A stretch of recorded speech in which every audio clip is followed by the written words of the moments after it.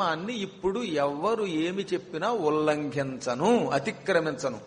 ఏ పనైనా ఆలోచించి చెయ్యాలి. నువ్వన్నంత తేలికేం కాదు కౌరవుల్ని జయించడం అంటే. ఒక్క దుర్యోధనుణ్ణి కర్ణుణ్ణి మాత్రమే అయితే మీ ఇద్దరిని పంపేవాణ్ణి. వాళ్ళ వెనకాతలున్న బలం మీకు తెలియదు, నాకు తెలుసు. అందుకని బాగా ఆలోచించాలి.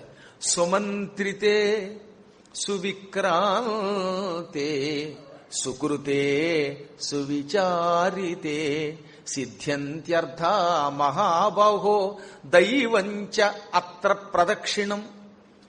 బాగా ఆలోచించి తన పరాక్రమాన్ని గ్రహించి అవతలి వాళ్లకున్నటువంటి బలమెంత మన బలమెంత తెలుసుకుని వారికి ఎవరండగా ఉన్నారు మనకెవరండగా ఉన్నారని తెలుసుకుని ఏ పనన్నా చేయడం మొదలు పెడితే అప్పుడు ఆ పనిలో విజయం పొందుతాం.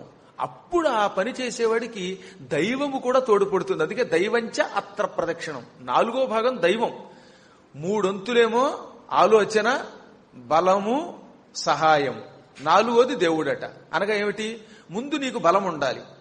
బలం ఒకటి సరిపోదు, 2వది ఏముండాలి? ఆలోచన ఉండాలి. బలము ఆలోచనే కాదు, పక్క వాళ్ళ సాయం కూడా, సైనికులో లేకపోతే మిత్రుల యొక్క సహకారం ఉండాలి. ఈ 3 వంతులు.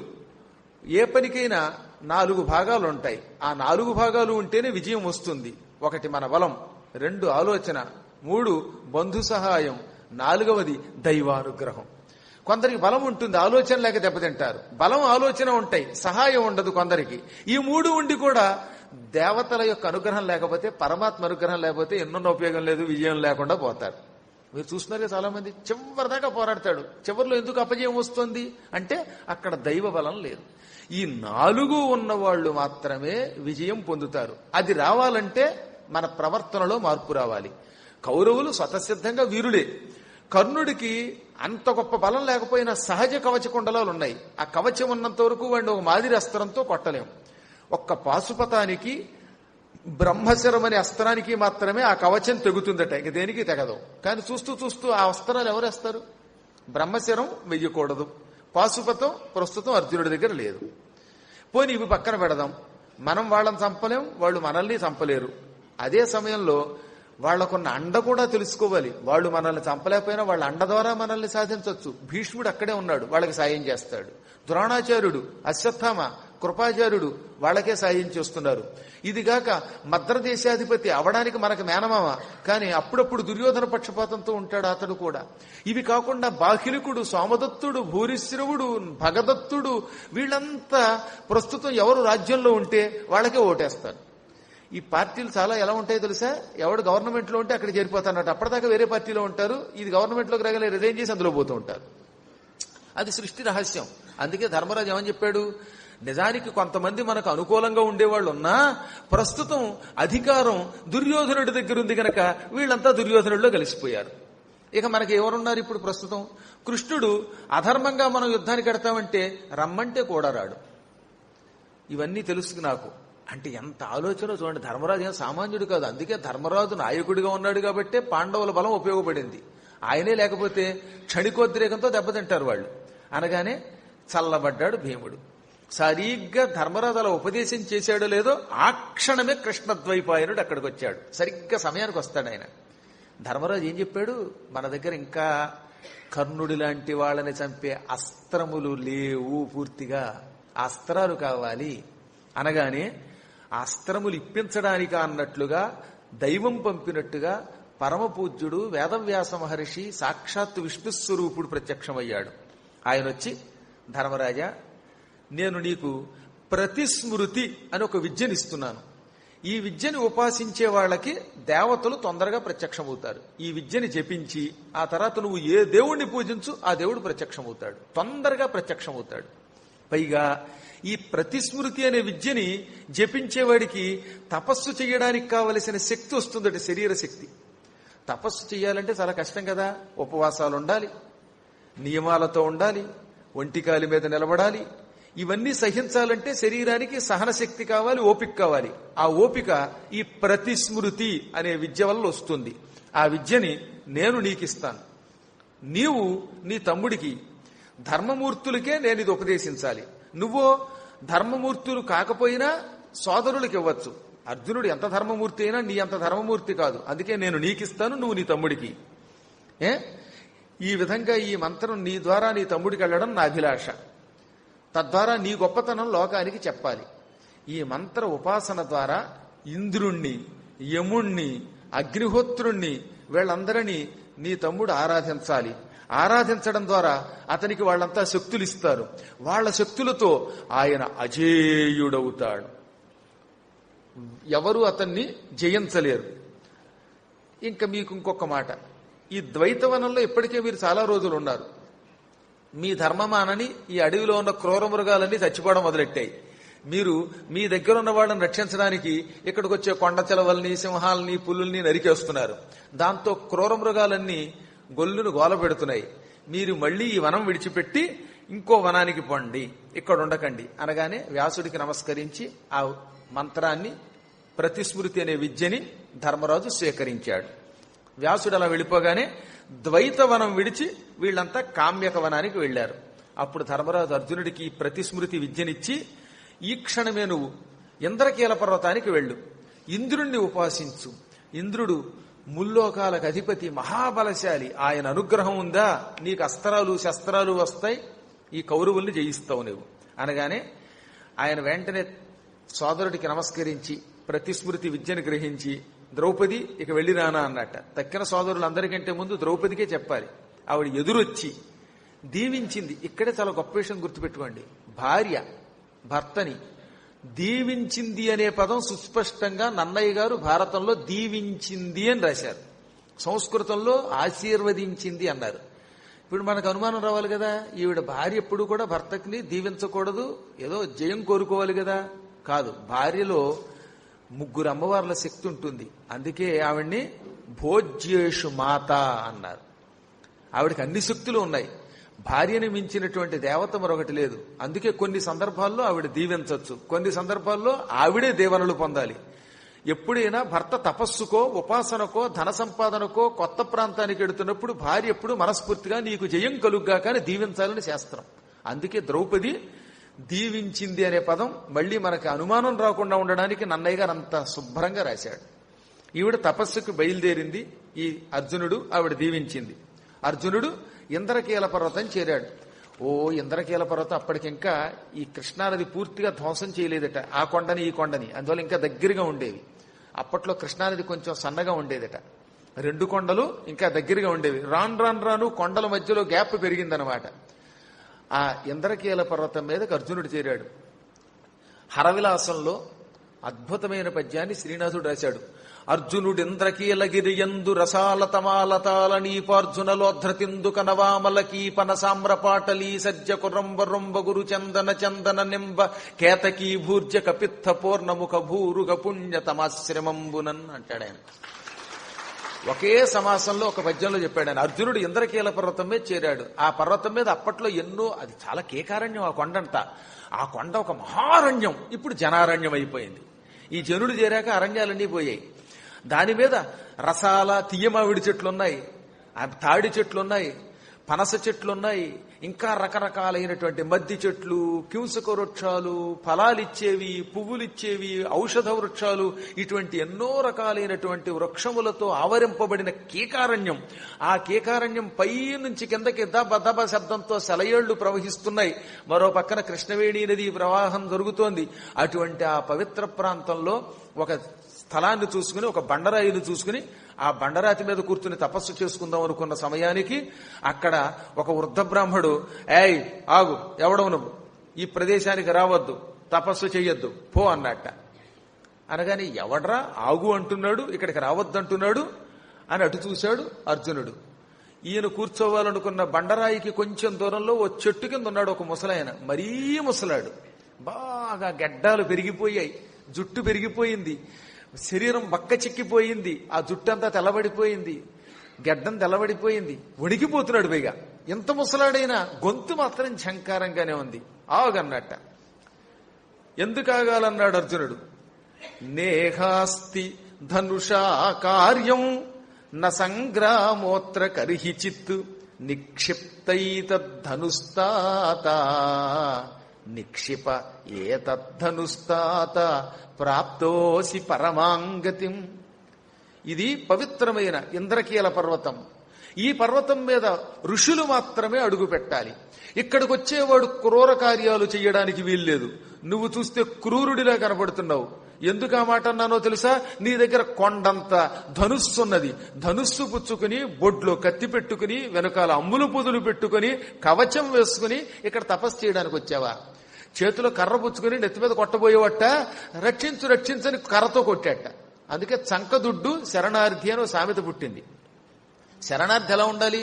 ఆయుధం లేనివాడు అయ్యో రక్షించండి అంటే ధర్మం, గాని కర్రెత్తేట అవతల వాడిని నెత్తి మీద కొడుతున్నట్ట. కొడుతూ కొడుతూ బాబోయ్ నన్ను రక్షించండి అంటున్నట్ట. వీడు వాడిని కొడుతూ రక్షించండి అనడం ఏమిటి? అందుకని చంకదుడ్డును శరణార్థి అన్నట్టుగా ఉంది నీది. శరీరం మీద ఆయుధాలా? ఈ కవచమా? ఇది విరుద్ధంపు తపం. ఈ విరుద్ధ తపస్సు చేసే వాళ్ళెవరూ ఇక్కడ ఉండడానికి వీల్లేదు, రావడానికి వీల్లేదు. ఇవి విడిచిపెట్టావా నిన్ను ఉండనిస్తాను, లేదా నీ అంతం చూస్తానన్నట్ట. నీ బోడి బెదిరింపులకి నేను భయపడను. నువ్వేం మాట్లాడినా నేనేమి వెనక్కి తగ్గను. ఎందుకంటే నేను చేసే తపస్సు అస్త్రాల కోసం. అస్త్రశస్త్రాల కోసం తపస్సు చేసేవాడు ఆయుధాలతోటే తపస్సు చెయ్యాలి. అంత ధర్మం తెలియని వాడిని కాదు, ధర్మరాజు గారి తమ్ముణ్ణి. నేను ఇక్కడికి వచ్చాను గనక, వచ్చింది అస్త్రాల కోసం గనక, అస్త్రశస్త్రాల కోసం వచ్చిన వాడు ఆయుధం విడిచిపెట్టకుండా తపస్సు చెయ్యాలనే శుక్రాచార్యుడి యొక్క నీతి ఉన్నది గనక నేను ఇలాగే ఉండి తపస్సు చేస్తాను. నువ్వేం చేసుకుంటావో చేసుకో అన్నట్ట. అనగానే ఆ ముసలాడు మాయమైపోయాడు. ఆ స్థానంలో ఇంద్రుడు ప్రత్యక్షమై, నాయనా నీవు ధర్మమూర్తివైనా ధైర్యం కూడా కలిగిన వాడివా కాదా? నేను బెదిరిస్తే బెదిరిపోయి వెనక్కి వెళ్లిపోతావా లేదా అని పరీక్షించాను.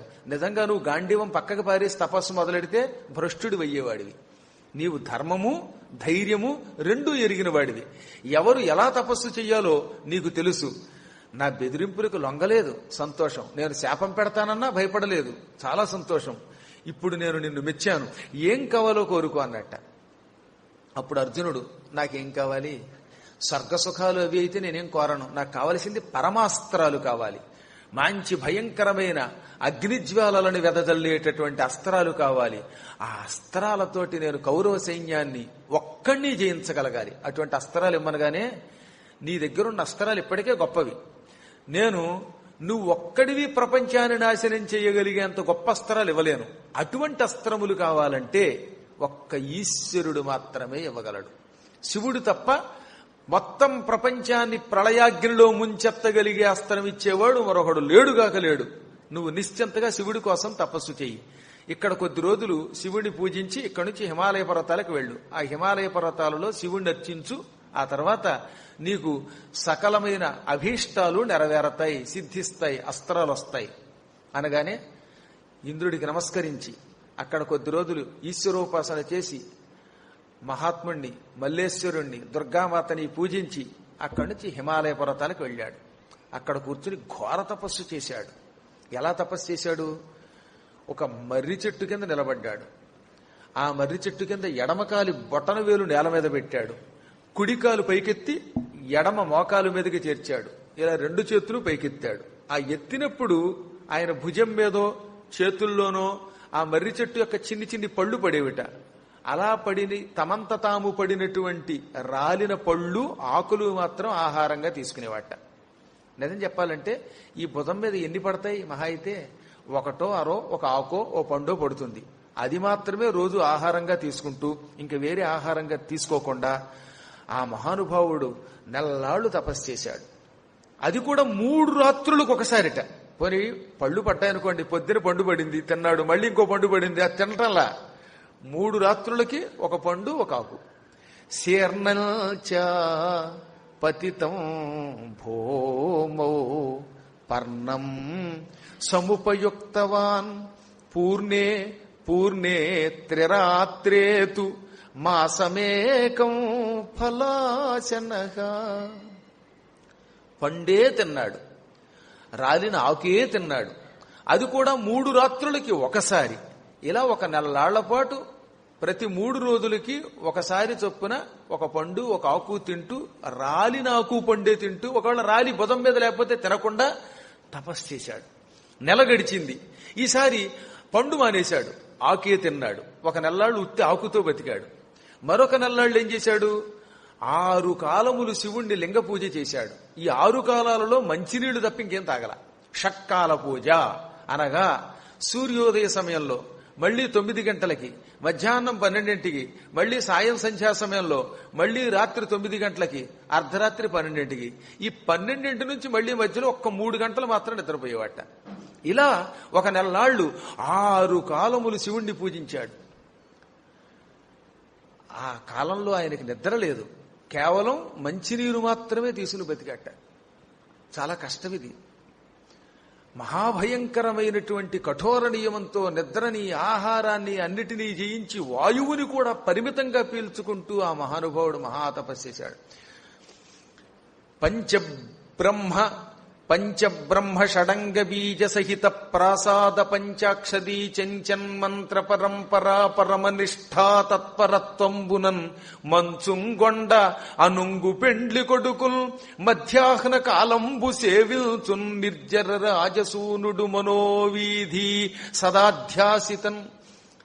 మంచుకొండ యొక్క అల్లుడు, హిమాలయ పర్వతం అల్లుడు పరమేశ్వరుణ్ణి మధ్యాహ్నం పూట ఓం నమ శివాయ అనే మంత్ర జపంతో అర్చించాడు. అందుకే పంచబ్రహ్మలంటే నమశివాయ. దానితో షడంగ బీజ ఓ పక్కన ఓంకారం చేర్చాడు. దానికి ప్రాసాద పంచాక్షరి అని పేరు. ప్రాసాదము అంటే ఓంకారం, ఓంకారంతో కూడిన పంచాక్షరి అనగా ఓం నమ శివాయ అనే మంత్రాన్ని జపిస్తూ మధ్యాహ్నం పూట గంగాజలం, ఆకాశగంగ, మందాకినీ జలంతో శివలింగాన్ని అభిషేకిస్తూ అది తీర్థంగా స్వీకరిస్తూ కేవలం ఆ నీళ్లే తాగుతూ ఇంక వేరే ఆహారం తీసుకోకుండా భక్తితో పూజించాడు. ఈ విధంగా నెలలాళ్ల పాటు ఈశ్వరుణ్ణి 6 కాలాల్లో పూజించాడు. శ్రీనాథుడు ఈ పద్యాన్ని ఎంతో అద్భుతంగా రాశాడు. ఈ విధంగా ఒక నెలలాళ్లు జలంతో అభిషేకించి ఆ జలం తీర్థంగా తీసుకుని పూజ చేశాక ఇంకో నెలలాళ్లు ఏం చేశాడు, ఇంక జలం కూడా పోయింది, కేవలం వాయుభక్షణ, గాలి పీల్చుకుంటూ ప్రాణాయామం చేసి ఈశ్వరుణ్ణి ఇంక అభిషేకాలు లేవు, పూజలు లేవు, ఓం నమ శివాయ అన్నాడు. ఈ వాయుభక్షణ చేస్తున్న కాలంలో రాత్రిపూట కొండగోగు పువ్వులు, కొండవర్ధనములు, నందివర్ధనములు ఆయన చేతిలో రాలేవి. అలా రాలిన పువ్వుల్ని శివుడి మీద వేసేవాడు. ఆయన శరీరం ఇలా అయిపోయింది. ఆయన శరీరం నుంచి అగ్నిజ్వాలలు పుట్టాయి. ఆ అగ్నిజ్వాలలు శిరస్సు మీద నుంచి పైకి లేచాయి. ఈ శిరస్సు మీద నుంచి అగ్నిజ్వాలలతో పాటుగా పొగ కూడా వచ్చింది. ఈ పొగ మొత్తం ఆకాశాన్ని ఆవరించేసింది. దాంతో లోకం కటిక చీకటి అయిపోయిందిట.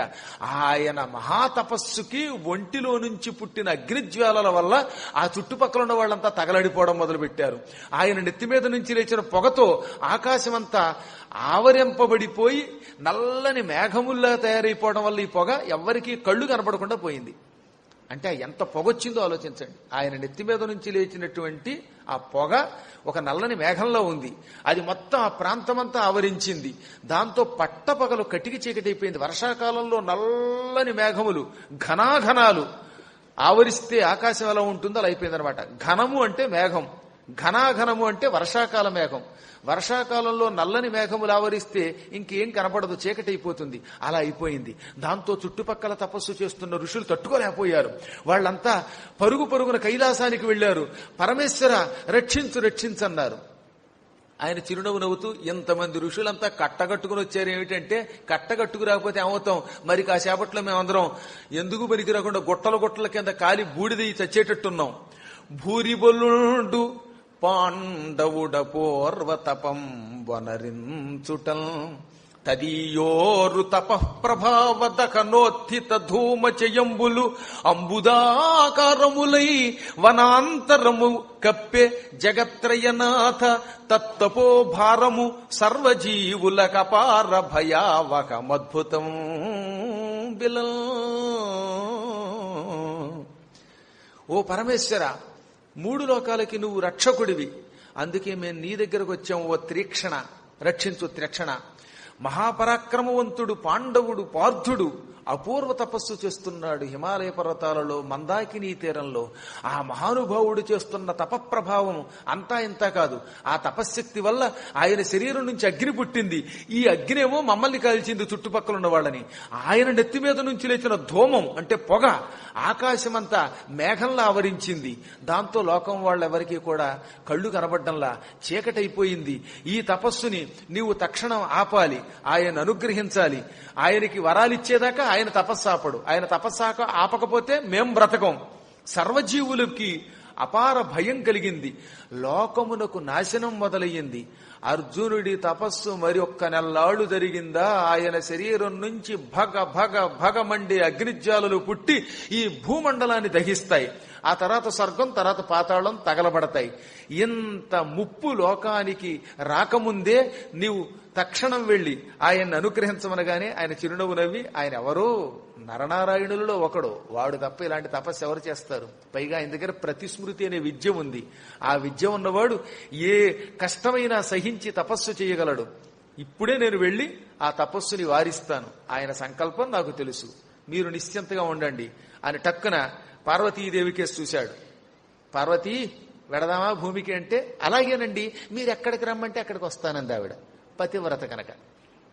వెంటనే ఆయన ఏం చేశాడు, పినాకపాణి భగవాన్ సర్వపాపహరో హరః కైరాతం వేషమాస్థాయ కాంచనద్రుమ సన్నిభం శ్రీమద్ధనురుపాదాయ శరాంశ్చాసి. ఇప్పుడు వెంటనే ఆయన పినాకపాణి ఈశ్వరుడు, సర్వపాపహరః సకల పాపాలని హరించే మహానుభావుడైన, సకల పాపాలని నాశనం చేసే హరుడు ఇప్పుడు వెంటనే పార్వతిని ఒప్పించి ఒక కిరాతక వేషం వేసుకున్నాడు. సాధారణంగా కిరాతకులు ఎలా ఉంటారు? నల్లగా ఉంటారు. కానీ ఈయన ఎలా కాదట, కాంచనద్రుమ సన్నిభం, ఒక బంగారు కొండలో ఉన్నాడు, సువర్ణవర్ణంతో ఉన్నాడు, బంగారపు రంగు ఉన్న శరీరంతో మంచి పొడుగైన శరీరం ధరించాడు. ఓంకారాన్ని ధనుస్సుగా మార్చుకున్నాడు. ప్రణవం ధనువయ్యింది. ఇంకా ఆత్మని, బ్రహ్మగారి ఆత్మని ఇందులో ఉన్న బాణాలుగా మార్చాడు. ఆ బాణాలు కూడా ఆసీ విషోపమాన్, మంచి విషం కలిగిన పావుల్లో ఉన్నాయన్నమాట. పావుల్లాగా బుసలు కొడుతున్నట్టుగా ఉన్నాయి. అటువంటి బాణములు పెట్టుకున్నాడు, అమ్ముల పొదులు పెట్టుకున్నాడు, ధనుస్సు పుచ్చుకున్నాడు, కిరాతకుడయ్యాడు. నెత్తి మీద ఉన్న జటాజోటాల్ని ఏదో కిరాతకులు కట్టుకునేటటువంటి జుట్టుగా మార్చేశాడు. చంద్రుణ్ణి ఒక చిన్న తలపాగా కింద మార్చి తల చుట్టూ రెబ్బను కట్టుకున్నట్టుగా కట్టుకున్నాడు. ఇంకా లోపల ఉన్న గంగా నదిని ఏమన్నాడు, గంగా ఏకలుగా మారిపో అన్నట్ట. వెంటనే ఆవిడ ఏమైపోయింది, ఏకల కింద మారిపోయింది. సాధారణంగా కిరాతకులు కాకి ఏకలు, నెమలి ఏకలు, రకరకాల పిట్టలేకలు పెట్టుకుంటారు. చుట్టూత ఏకలు పెట్టుకున్నాడు. ఈ ఏకలు పెట్టుకుని మంచి సంస్కృత భాషకే వ్యాకరణం ఇచ్చిన ఈశ్వరుడు ఆ వ్యాకరణ భాష మర్చిపోయి కుర్రోహు కుర్రు అనుకుంటూ కోయివాళ్ల పామర భాష మాట్లాడటం మొదలెట్టాడు. ఆయన చెయ్యలేని లీలలు అంటూ ఉంటాయా? ఇప్పుడు పార్వతీదేవిని నువ్వు కూడా మారిపోనగానే ఆవిడ కూడా నల్లగా ఉండేటటువంటి కిరాతక స్త్రీగా మారిపోయిందట. స్వామివారు ఎర్రగా ఉన్నారు, ఆవిడ నల్లగా ఉంది. భార్యాభర్తలు ఇద్దరు ఒకే రంగులో ఉంటే కొన్ని ఇబ్బందులు ఉంటాయి. అందుకని ఆవిడేమో నల్లగా మారిపోయింది, ఈయన తెల్లగా మారిపోయాడు. సో లోకంలో అదేటో మరి ఈశ్వరుడు లేలా. ఎక్కడో కొంతమంది మహానుభావులు పక్కన పెడితే భార్య ఏమో అందంగా ఉంటే భర్త గారు ఇలా ఉంటాడు, భర్త గారేమో కాస్త ఎర్రగా ఉంటే భార్య నల్లగా ఉంటుంది అని నేననలేదు, పురాణాల్లో అన్నారు. ఇప్పుడు ఇద్దరు కావాలని ఆ విధంగా చెరో రంగులోకి మారారు. విచిత్రమైన దుస్తులు వేసుకున్నారు, పూసలు వేసుకున్నారు, ఏకలు పెట్టుకున్నారు, నడుముకేమో వడ్డాణంలా జంక చర్మాన్ని బిగించి కట్టుకున్నారు. ఇంకా ప్రమథగణాలంతా కిరాతకులుగా మారిపోయారన్నమాట. వాళ్ళు కూడా వికృతమైన ఆకారాలతో కత్తులు, సోలాలు ఇవన్నీ పుచ్చుకుని కుర్రోహు కుర్రంటూ బయలుదేరారు. ఆ సమయంలో ఈశ్వరుడు అర్జునుడి చోటికి వెళ్లే ముందు ఒక పరీక్ష చేయడానికి మోకాసురుడనే ఒక భక్తుడు పిలిచాడు. మూకుడు అని పేరు కలిగిన ఒక రాక్షసుడు ఉన్నాడు. ఈ రాక్షసుడు శివభక్తుడు. వాడిని పిలిచి, ఒరే మోక, నువ్వు పంది రూపంతో, అడవి పంది రూపంతో అర్జునుడి దగ్గరికి వెళ్ళు. మేం బాణాలు కొడతాం, దెబ్బ తగిలినా నీకేం ప్రమాదం లేదు, నేను రక్షిస్తాలే అన్నట్ట. పరమేశ్వర, నీవంటే నా మీద అభిమానంతో బాణం కొట్టినా నాకేం తగలదనుకో, అర్జునుడి బాణం దెబ్బంటే నాకు భయం, కొంచెం జాగ్రత్తగా చూసుకోనట్ట. అర్జునుడికి నేను ఎవన్నో తెలీదు, డొక్క చీరుకుపోయేలా కొడతాడు, ఆ తర్వాత పక్కకి పడిపోతానంటే, పడినా నీ రక్షిస్తాను లేరా, పరీక్షకి పో అన్నట్ట. ఏమో నీదే భారం స్వామి, మీరు గొప్పవాళ్ళు, మధ్యలో నన్ను సావగొడుతున్నారు అని మోకాసురుడు ఈశ్వరాజ్ఞ ప్రకారంగా ఒక పంది కింద మారిపోయాడు. ఏం భయంకరమైన అడవి పంది, ఏనుగులో ఉంది అడవి పంది. పెద్ద పెద్ద కోరలతో, పెద్ద ముట్టితో బయలుదేరింది. ఘొర్ర ఘొర్ర ఘొర్ర శబ్దం చేసుకుంటూ ఈ ఈశ్వర కింకరుడు మోకాసురుడు అర్జునుడు ఉన్నటువంటి కొండ ప్రాంతానికి తపస్సు చేస్తున్న చెట్టున్న చోటుకు వచ్చేశాడు. ఆశ్రమ ప్రాంగణం ధ్వంసం చేసేశాడు. ఈ ముట్టెతో కొట్టి చెట్లు వెరగొట్టాడు, రాళ్లు తెరగొట్టేశాడు. ప్రళయకాలంలో మేఘములు గర్జించినట్టుగా గర్జించాడు. గొర్ర గొర్ర అన్నాడు. మామూలుగానే మన పక్కన పందులు చేరితేనే చచ్చిపోతున్నాం, అటువంటిది అడవి పంది రూపంలో మోకాసురుడు ఆశ్రమ ప్రాంగణం విధ్వంసం చేస్తూ ఉంటే తపస్సు చేస్తున్నటువంటి అర్జునుడు ఒక్కసారి కళ్ళు విప్పి చూశాట. ఇదేంట్రా సమయానికి దిక్కుమాలిన అడవి పంది వచ్చిందనుకుని వెంటనే గాంధీవం ఎక్కుపెట్టాడు. ఆ గాంధీవం తీసి మంచి అర్ధచంద్రాకార బాణం తీస్తూ ఉంటే దూరం నుంచి శివుడు వెయ్యొద్దు, అది నా పంది అన్నట్ట. అప్పటికి ఆయన భార్యతో పాటు పరుగు పరుగును వచ్చాడు. నీ పంది అయితే నాకేమిటి, నా పంది అయితే నాకేమిటి అని ఆశ్రమాన్ని పాడు చేస్తోందన్నాడు అర్జునుడు. వద్దు, దాన్ని కొట్టావా నీ సంగతి చూస్తానన్నట్ట. అయినా ఈ పంది వచ్చి అల్లరి చేస్తూ ఉంటే అర్జునుడు రివ్వుమని చెవిదాకా లాగి బాణాన్ని విడిచిపెట్టాడు. అర్ధచంద్రాకారంలో ఉన్న బాణం గాంధీవానికి ఎక్కుపెట్టి ఆ ఎక్కుపెట్టిన బాణం కూడా చెవిదాకా లాగి మరీ విడిచిపెట్టాడు. సరిగ్గా అదే సమయానికి శివుడు కూడా ఓంకార ధనుస్సు నుంచి ఆయనో బాణం వేశాడు. ఈ పక్క నుంచి అర్జునుడి బాణం, ఆ పక్క నుంచి శివుడి బాణం రెండు వచ్చి చెరో పక్కన డొక్కలో దిగే. ఒక్క దెబ్బకి వాడు దిక్కులు పెక్కటిల్లేలా అరిచేట. శివుడు అన్నాడు కానీ అక్కడికి వెళ్ళాక తొందరపడి వేసేసాడు ఆయన బాణం. ఈయన వేశాడు. ఈ రెండు బాణములు డొక్కలో తిరిగితే హర్రు శర్రమును నర్రు శర్రమును సరి ఇరుపక్కి ఎల్లుదాకి జవమరి శరసంభరమున తిరిగే వరాహము శరనిధి మదనమున తిరుగు శైలమ పోలెన్. పూర్వం పాల సముద్రాన్ని దేవతలు రాక్షసులు కలిపి చిలికారు. పాల సముద్రాన్ని మధించడానికి దేని వాడారు? మందర పర్వతాన్ని కవ్వం కింద వాడారు. ఆనాడు పాల సముద్రంలో దేవదానవుల వల్ల మందర పర్వతం గిర్రు గిర్రని తిరిగిందే, అలా మందర పర్వతంలాగా పెద్ద శరీరం కలిగిన ఈ పంది ఈ రెండు బాణం దెబ్బలకి గిరగిర గిరగిరా తిరిగి ముట్టే నేల మీద కొట్టుకుని బాబు బాబు అని పెద్ద పెట్టిన అరిచి కింద పడిపోయింది. ఇది నన్నయ్య గారి పద్యం. ఇక శ్రీనాథుడు రాశాడు హరవిలాసంలో, దీర్ఘతర హర నరాసుగ నిర్ఘాత నిపాత పాత నిబిడవ్యదనంతర్ఘోర్ణమానమగుతును ఘుర్ఘుర ఘోషంబుతోడ క్రోడము కూలనంటాడు. మంచి పొడవైన బలమైన పదునైన అర్జునుడి బాణం, ఇటు శివుడి బాణం, ఈ రెండు డొక్కల్లో తిగి ఆ రెండు బాణాలు ఇటు నుంచి ఈ బాణం రెండు టక్కన కొట్టుకున్నాయి లోపల. అంటే ఎంత లోతుకెడిపోయే బాణం ఆలోచించండి. ఈ లోపలికెళ్లిన బాణం అటు శివుడి బాణం, బాణములు కూడా లోపల తగిలాయి. అంతలా ఆ బాణములు దాని పొట్ట లోపలికెళ్ళి చీల్చేస్తే అది తట్టుకోలేక అంతర్ఘోర్ణమానమైపోయింది. లోపల ఘోషించింది. ఆ నోట్లోంచి చొంగ కార్చుకుంటూ రక్తం కార్చుకుంటూ పెద్ద శబ్దం చేసి కూలిపోయింది. కూలిపోగానే శివుడు దానికేసి ప్రేమగా చూశాడు. క్షణాల్లో అది మాయమైపోయింది. మాయమవగానే యథాప్రకారం ప్రాణం వచ్చింది, బాధపోయింది. మూకాసురుడు అదృశ్యమైపోయాడు. అదృశ్యమైపోగానే అర్జునుడు తెల్లబోయి, ఇంత భయంకరమైన పంది బాణం దెబ్బ తినడం ఏమిటి, వెంటనే మాయమైపోవడం ఏమిటి అని తెల్లబోయి చూస్తూ ఉండగా ఇంతలో కిరాతకుడు వచ్చాడు. ఆ ఓంకార చాపాన్ని ధనుస్సుని నేల మీద నొక్కి దాని మీద కుడి చెయ్యిలా పెట్టి ఒయ్యారంగా నిలబడి, ఎవడవరా నువ్వు? స్థిరో భవస్వ మోక్ష్యామి సాయకాన్ అశనీనివా. మూర్ఖుడా, నేను నీకేం చెప్పాను? ఆ పంది నాది, నేను కొట్టాలన్నాను. ఎప్పుడూ లేనిది మా ఆవిడ ఈ కిరాత స్త్రీ పర్వతపుత్రి అంటే పర్వతపుత్రి అంటే కిరాతక స్త్రీ అని ఒక అర్థం, రెండో అర్థం పార్వతి అని. ఈ పర్వత కన్య, ఏమండి అక్కడ ఒక అడవి పంది ఉంది, దాన్ని మీ పరాక్రమంతో కొట్టి నాకు కానుకగా ఇవ్వండి, మీ గురి చూస్తాను అంది. మీ గురి నేను చూడాలి, మీకు సరి విలుకాడు లేడు అని మీరు అనిపించుకోవాలంటే పందెం కాసి వచ్చాను. నా పందెం అంతా ఈ పందిని కొట్టి బూడిద పాలు చేసావు కదరా దుర్మార్గుడా నువ్వు. ఈ పందిని నేను కొట్టుంటే మా ఆవిడ నాకు మెళ్ళలో ఇలా పూలదండ వేసేది. ఇప్పుడు ఆ పూలదండ నాకు వేయడం మానేసింది. నాకు మా ఆవిడకి మధ్యలో తగాదా పెట్టావు. అసలు నువ్వెవడో ఈ పంది కొట్టడానికి? అసలు ఈ అడవిలో నీకేం పని? పైగానేమో తపస్సు చేస్తున్నట్టుగా నటిస్తున్నావా? కొండంత విల్లు ధరించావా? తాటి ఎంత విల్లు ధరించినాడవు జ్యాకిణాంకితము భుజాంకితంబు. కొండంత విల్లు ధరించావు, తాడి చెట్టులో ఉంది ఈ విల్లు. ఇంక ఈ భుజాల మీద చూస్తే ఈ అల్లెతాటి దెబ్బలు పటాపట తగిలి ఉన్నాయి. ధనుస్సుకి తాడు ఉంటుంది కదా, ఈ తాడు ఇలా లాగినప్పుడల్లా ఈ తాడు ఇక్కడ తగులుతోందిట. ఆ తగలడం వల్ల ఇదంతా కాయలు కాసిపోయింది, అర్జునుడికి గట్టి పడిపోయింది అనమాట. అందుకని దీనికి ఏమని అల్లెతాటి దెబ్బలతో కాయలు కాసి ఉంది ఈ భుజం.